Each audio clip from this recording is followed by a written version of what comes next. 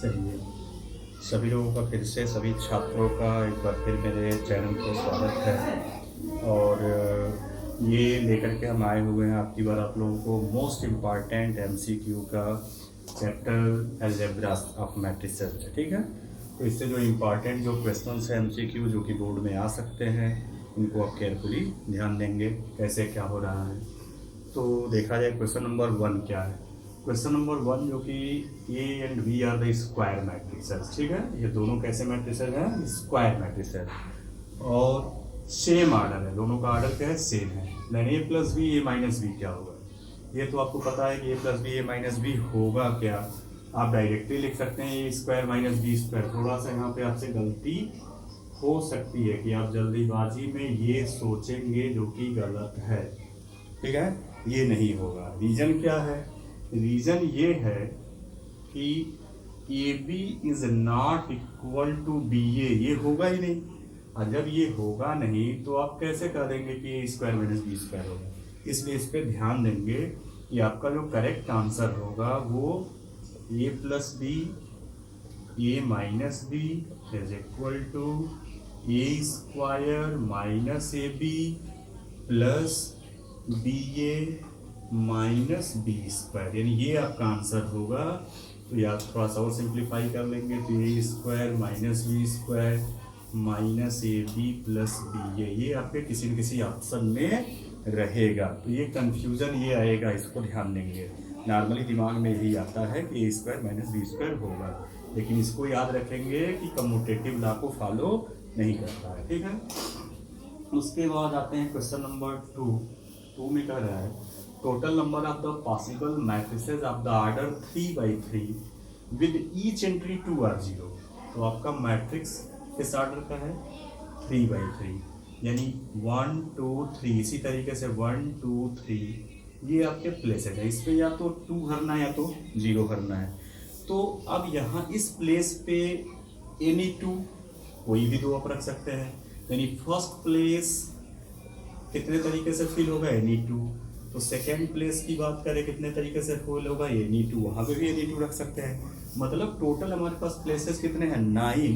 और 9 की जब बात करें टोटल प्लेसेस 9 है तो क्या हो जाएगा? टोटल आपका 2 to the power 9, 2 to the power 9 याद रखेंगे, ठीक है। तो ये आपका करेक्ट आंसर होगा 2 to the power 9, that is 512 होगा, ठीक है। क्वेश्चन नंबर 3 देखा जाए। 3 में आपसे पूछा है कि मैट्रिक्स इज अब ऑप्शन दिया रहेगा तो वहाँ पूछ देगा इसकी सिमेट्रिक सिमेट्रिक, इस तरीके से जो भी सारे बहुत सारे ऑप्शन डाल दिए जाएंगे, ठीक है। तो आप देख के बता सकते हैं, बहुत इजी क्वेश्चन है कि मैट्रिक्स किस टाइप का है। देखिए, रो को अगर कॉलम में बदल दिया जाए सेम मैट्रिक्स आपका आएगा, ठीक है। सेम आने के बावजूद भी अगर रो को कॉलम में बदलते हैं तो इस टाइप का मैट्रिक्स आएगा। 0 -5 8 आएगा, जबकि 0 5 -8 है। कुछ चेंज लग रहा है, मतलब ये आपका कैसा है? सिमेट्रिक न होकर के स्क्यू सिमेट्रिक है। प्रॉपर्टी क्या होती है सिमेट्रिक स्क्यू सिमेट्रिक की? प्रॉपर्टी होती है कि ए डैश इज इक्वल टू ए, उस केस में क्या होता है? सिमेट्रिक होता है। और A dash is equal to minus A, ये क्या होता है?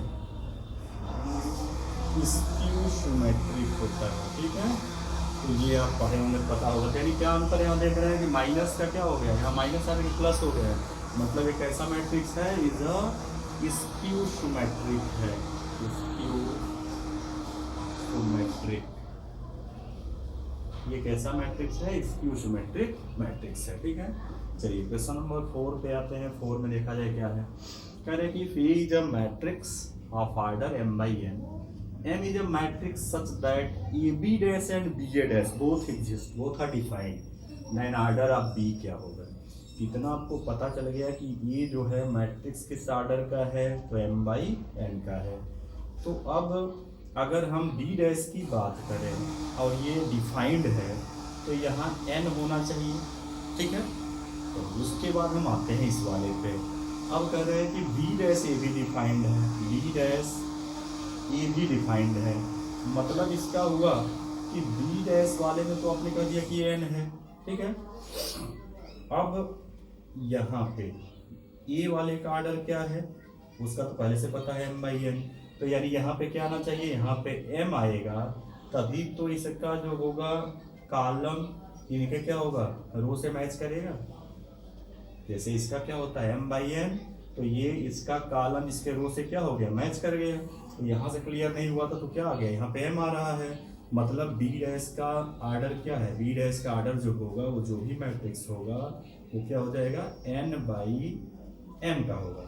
लेकिन आपसे पूछा क्या है कि आर्डर ऑफ द बी, तो बी का आर्डर क्या होगा, बी डैश है, तो बी का आर्डर जब निकालेंगे तो क्या हो जाएगा, ये हो जाएगा m/n का हो जाएगा। मतलब ये हो गया m ऑर्डर, m का हो जाएगा। क्लियर हो गया। तो चलिए क्वेश्चन नंबर 5 पे चलते हैं। 5 देखा जाए क्या है। 5 ओरल क्वेश्चन है लेकिन थोड़ा सा एक्सप्लेनेशन उसमें भी चाहिए, तो एक्सप्लेनेशन भी देख लिया जाए 5 का।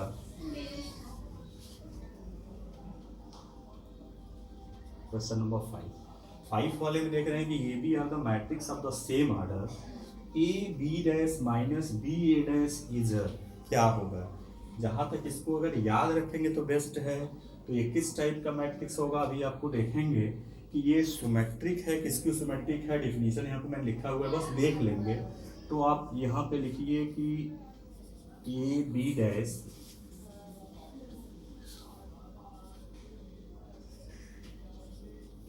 Dash minus B dash A, तो इसका अगर आप डैश लगा दिए, ठीक है, ट्रांसपोज कर लिए, तो क्या होता है यहाँ पे आपको ए बी डैश का क्या हो जाएगा, डैश माइनस बी डैश ए का भी क्या हो जाएगा, डैश। ये क्या होता है, डिस्ट्रीब्यूटिव होता है।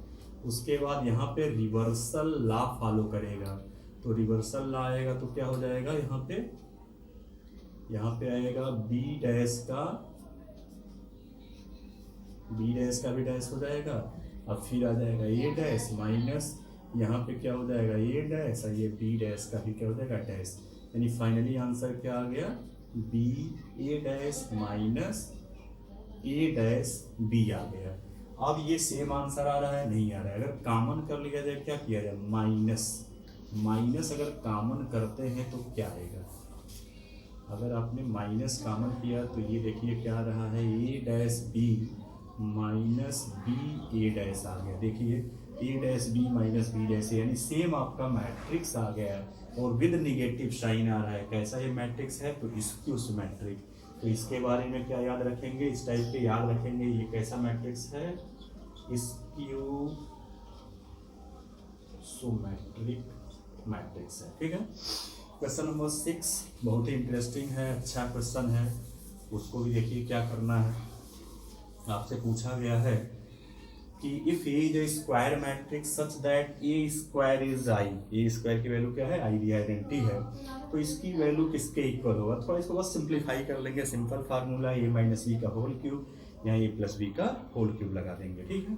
देखिए क्या आता है, ये सिंप्लीफाई करने पे आएगा question number 6, A cube minus I cube minus 3ab, तो that is 3ai bracket A minus I हो गया, प्लस ए प्लस आई का होल क्यूब, तो ये हो गया ए क्यूब प्लस है तो कोई ब्रैकेट लगाने की आवश्यकता नहीं है, ठीक है, प्लस आई क्यूब प्लस 3ai ब्रैकेट ए प्लस आई हो गया, और लास्ट में क्या है, माइनस 7a है। तो सिंप्लीफाई करते चलें तो क्या हो जाएगा, इसको हम ए स्क्वायर इंटू ए स्क्वायर की वैल्यू क्या है, आई है, तो इसको हम क्या लिख लेंगे, यानी कि ए आई हो गया, ठीक है, माइनस आई क्यूब है, वो जितनी बार भी मल्टीप्लाई करेंगे क्या आएगा, आई ही आएगा, माइनस ये हो गया 3 ए स्क्वायर आई हो गया, माइनस तो प्लस हो जाएगा 3a आई स्क्वायर हो गया। यहाँ पे क्या आ रहा है, प्लस में ये आ गया, ए आई आ गया, ये वाला टर्म, ठीक है, ए स्क्वायर इज इक्वल टू आई लगा दिया, और एक ये बच जाएगा तो ये आई हो गया, प्लस आई क्यूब, तो आई क्यूब यानी कि आई हो गया, फिर से यहाँ मल्टीप्लाई कर दिया तो कितना आएगा, 3a स्क्वायर आई आ जाएगा, इसमें मल्टीप्लाई होगा तो प्लस 3a आई स्क्वायर आ गया, माइनस 7a आ गया, ठीक है। क्या क्या कैंसिल हो रहा है, आई कैंसिल हो गया, 3a स्क्वायर आई से 3a स्क्वायर आई कैंसिल हो गया। चलिए ठीक है, क्या बचा यहाँ पे हमारे पास, तो ए आई कितना हो जाएगा, यानी कि ये 2a हो गया, सिंपली लिख लें 2a हो गया। उसके बाद से यहाँ पे कितना आ जाएगा आई स्क्वायर, तो ये 3a और ये 3a कितना हो गया 6 प्लस 6a हो गया। हम माइनस कितना था तो ये 7a हो गया, यानी आंसर कितना आ गया 8 minus 7 that is equal to A. तो इसका आंसर कितना आएगा, अगर ये ऑप्शनल आता है तो इसका आंसर आएगा ए। ठीक है, इसमें ऑप्शन दे करके ही आएगा, नहीं भी ऑप्शन दे के आता है फिर इन द ब्लैंक्स आता है तो भी आप ये इसको सॉल्यूशन याद रखेंगे। उसके बाद है क्वेश्चन नंबर 7 में क्या कह रहे हैं कि for any two matrices A and B we have A B is equal to B A B is not equal to B A B is equal to 0 none of the. तो जब यहाँ पे आर्डर ही नहीं बताया गया है तो आप कैसे कह देंगे कि A B is equal to B A, इसके बारे में कह ही नहीं सकते। A B is not equal to B A, normal generally तो ये सिंप्लीफाई करने पे ये कम्यूटेटिव लॉ को फॉलो नहीं करता है, लेकिन फिर भी कभी कभी होता भी है इक्वल, तो ये भी हम श्योर नहीं कह सकते। और ये भी 0 होगा ये तो एकदम नहीं कह सकते। ठीक है, तो मतलब यहाँ पे ऑप्शन क्या जा रहा है, ऑप्शन जो होगा नन ऑफ दीज ही होगा, क्योंकि आर्डर नहीं बताया गया है। क्वेश्चन नंबर 8 में क्या है कि if the matrix is equal to this one then y is equal to क्या होगा। मैट्रिक्स के केस में आपको पता होगा कि अगर दो मैट्रिक्स इक्वल हैं तो उनके एलिमेंट क्या होने चाहिए, इक्वल होने चाहिए। मतलब कि यहाँ पे x माइनस वाई की वैल्यू 2 होना चाहिए और x की वैल्यू कितना होना चाहिए, x इज इक्वल टू 3 होना चाहिए। ठीक है, तो अब x इज इक्वल टू क्या आ गया, यहाँ से x की वैल्यू आपने निकाली, x की वैल्यू कितना आ गया 3 आ गया। यहाँ पे ला के पुट कर दो कितना आ जाएगा 3 minus y is equal to 2, तो y की वैल्यू कितना आ जाएगा, y की वैल्यू 1। ये आपका आंसर हो गया 8 वाले का। इसी तरीके से 9 वाले में देखिए इस टाइप का क्वेश्चन जो है एमसीक्यू में आ रहा है। ठीक है, ये हो सकता है कि यहाँ से आपको एक मिले, जहाँ तक उम्मीद है, लेकिन हाँ ये मैं कहूँगा बार बार कि आपको जो मैं सेट दे रहा हूँ 10 का 15 का वहाँ से मिलेगा ही मिलेगा, इतना आप श्योर रहिए। ठीक है, चलिए देखते हैं क्वेश्चन नंबर 9 थोड़ा सा हटके है लेकिन है इसी टाइप का, इजी क्वेश्चन है।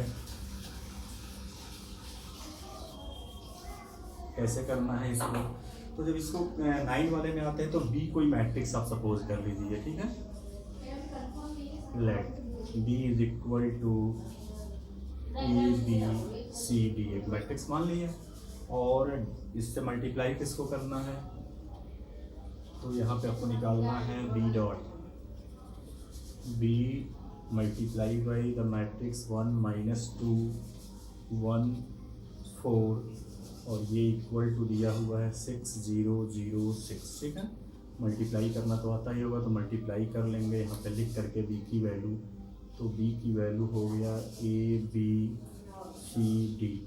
तो मल्टीप्लाई करिए देखिए कितना आता है, तो इधर मल्टीप्लाई करेंगे a इंटू 1 a हो गया, उसके बाद b इंटू 1 प्लस b हो गया, फिर a से करेंगे तो हम माइनस 2a हो गया, फिर b से करेंगे तो प्लस 4b हो गया। ठीक है, नीचे आते हैं तो क्या हो जाएगा c इंटू 1 c हो जाएगा और उसके बाद से d इंटू 1 प्लस d हो जाएगा, फिर c इंटू तो माइनस 2c हो जाएगा, अब प्लस ये क्या हो जाएगा 4d हो जाएगा, इक्वल टू क्या आ गया 6 0 0 6 आ गया। अब चलिए इसको हम लोग कंपेयर कर लें, तो कंपेयर करें तो a प्लस b की वैल्यू 6 आ गया, यहाँ से माइनस 2a प्लस 4b की वैल्यू 0 हो गया। ठीक है, इन दोनों को एलिमिनेशन मेथड से सॉल्व करके ही और b की वैल्यू निकालें, तो मल्टीप्लाई बाई 2 कर लो। इसमें क्या किया जाए, मल्टीप्लाई बाई 2 कितना आ जाएगा, ये आ गया 2a plus 2b is equal to 12 आ गया। दोनों को क्या कर दिया जाए, समझ ही गए होंगे, ऐड कर लें, कैंसिल हो गया, ऐड करने पे आ गया 6b इज इक्वल टू 12, तो b की वैल्यू कितना आ गया 12 आ गया। तो इस तरीके से करके आप ए बी सी डी सारे वैल्यूज निकाल लेंगे और आप आंसर बता सकते हैं। ठीक है, तो एमसीक्यू के क्वेश्चन को बहुत आराम से करना है, मैं तो यही कहूँगा बार बार कि आप सबसे लास्ट में करिए। ठीक है, पहले सेक्शन डी करो, फिर सेक्शन सी करो, फिर सेक्शन डी करो, फिर लास्ट में हो तो सेक्शन ई, और ट्राई करो कि 2 घंटे में मेरा सेक्शन डी सी और बी ये हो जाए। अगर ये हो जाता है तो सेक्शन ए में 20 क्वेश्चन बचते हैं, जो कि देखो कोई इजी भी है, कोई हार्ड भी है, कोई सॉल्व करोगे तो लंबा भी है, और ये भी नहीं कहा जा सकता कि एकदम आप रट के ही आंसर जाएंगे तो ही मिलेगा, नहीं। आपको कुछ क्वेश्चन ऐसे हैं जो रटे रटाए, कुछ क्वेश्चन ऐसे हैं जो एमसीक्यू में जो ऑप्शन से सॉल्व करेंगे वेरी इजीली सॉल्व हो जाएगा।